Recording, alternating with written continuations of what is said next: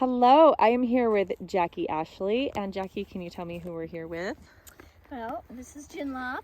This is my co-facilitator in my equine therapy program. Hi, Jinlab. Ginny, or Ginny. She's my muse. My business is Wild at Heart. It is focused on, well, fundamentally I'm trained as an expressive arts therapist, which is the art therapies, dance therapy, art therapy, music, writing. So that's the foundation of my training.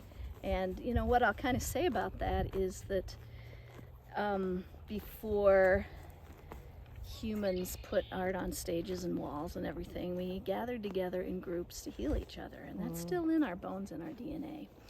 So that's the foundation of my training, as well as doing groups. So I'm passionate about doing groups and the potential healing power of creativity. My undergrad was in anthropology and dance, so that's where I was kind of putting the two things together of studying other cultures' ways of healing. And then I was always a dancer, so wasn't a great dancer, but I loved it.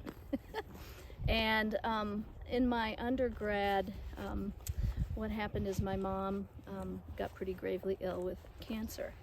So I had dropped out of college. I didn't want to go to college, but it was my mom's dying wish that come back, do your BA. So I went back. I took care of her until she died. And also that semester I took a dance movement therapy class, and it was the only thing that really helped. And I decided I wanted to go back to school and get a master's in dance therapy. So I came out to Boulder, and at that point I had taken like a 10-year hiatus from horses, which seems kind of normal for horse lovers. And I started volunteering and leasing a horse, and then I got my degree. And then in the early 2000s, Medicine Horse started with Diane Kennedy, and she started this Horses Mirror Horses teacher program. And I'm like, well, why didn't I think of that? So I did that, and from there, that two women's group divided up into a bunch of folks who started doing equine therapy way back when, mostly with Agala. It was like every Agala conference, every training. And then I kind of lost my passion for Agala once I started learning more about natural horsemanship and using the horse as a co-facilitator, not as a tool. And so I studied, what I'm studying now is equisoma. I'm also practice somatic experiencing, so I'm a somatic psychotherapist. And equisoma is combining somatic experiencing, which is a trauma resolution, body-based form of healing. And it's not specifically just for psychotherapists. Doctors, nurses are often trained in somatic experiencing because it's working with understanding the nervous system and trauma-informed practices to help folks regulate. Because a regulated, calm, and relaxed body is a body that can tap into the foundational power it has to heal itself. And so horses, like us humans, we're both mammals. So we have that mammalian nervous system, which expresses itself in needing to be, again, coming back to groups. We need others, and that's natural to us. And we've become quite isolated for various reasons, and particularly with the pandemic. So, but humans are predators and horses are prey. So sadly, history has had us treating horses very badly, and still to a certain extent we do. But once I came upon natural horsemanship and equisoma and some of these other trainings, it made a whole lot of sense to me to deeply integrate sort of the grounded, present moment capacity horses have. Well, one of the first things we do always in my groups is probably the first half an hour to 45 minutes is not talking. We do body-based grounding exercises. I'm also a mindfulness teacher. And so we spend a lot of time grounding in our bodies with a guided meditation. And then I always do a body scan, which is an outline of a body, and people fill it in with crayons and colors and pencils and all that kind of stuff. And so then that's when we finally share.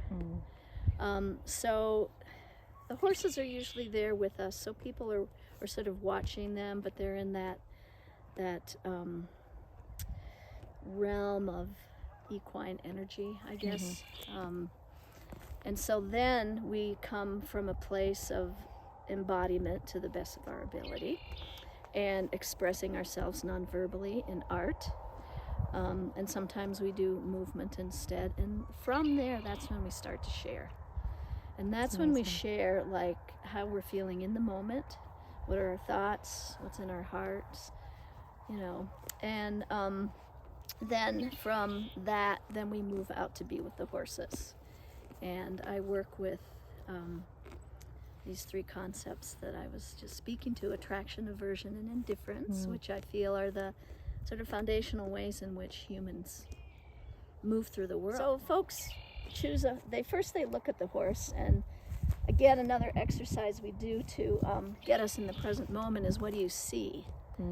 And I get people to hopefully try to see shapes and colors, movement, and people then start projecting onto the horses, of course. Oh, that one's lonely. Oh, that one's a bully. And it's like, no, how do you know that? You don't really know that. What color is it? Yeah. It's black. Well, then if they get closer, they're like, well, it's not really black. It's brown and white. So they're getting out of the cognitive, assumptive, that frontal lobe that we humans get stuck in, and simplifying. And people choose a horse they're attracted to at first, and they move towards that horse. So what part of your body are you moving towards? How do you move towards what you're attracted to, metaphorically and physically? And they're not to touch the horses, which is really hard for people. And usually the horses will, if we're sensitive enough and get close enough to feel that bubble, they'll turn their heads and come over and talk and sniff and nuzzle, and boy, that makes people sometimes just start crying. It's so wonderful. Well, what I've been doing for probably the last 15 years was mostly all working with women with sexual trauma or any sort of body-based traumatic experiences, abuse. I've begun to sort of branch out into doing grief and loss, because that has, there's tons of that. Yeah. Even, every one of us. It's inevitable. It for is. us. And depending on our histories, how, as we were growing up, how a death or a loss or a move or, something like that, how that was supported or treated, has a lot to do with how we manage those things as adults. Yeah. Because some people manage them very well, and others the slightest thing, and it's very hard. Yeah. Well, it sounds like your workshops and your sessions are just so powerful, Jackie. If someone wants to find out more about your work, where can they find you, aside from the Wild Song Ranch website? Well, my website is wildathearttherapy.com. Yeah. And I'm really branching out. I'm collaborating now with a lot of different people, and writing workshops, singing, and art, just day-long things that move away a little bit from the trauma work, but which I'm very excited about too. Amazing. Thank you so much for your time, Jackie. Thank you so much for your time, Ginny. Ginny's happy. I think she enjoyed this interview, as did I. Thank you so much. Thank you. Yeah. We'll talk soon. Bye.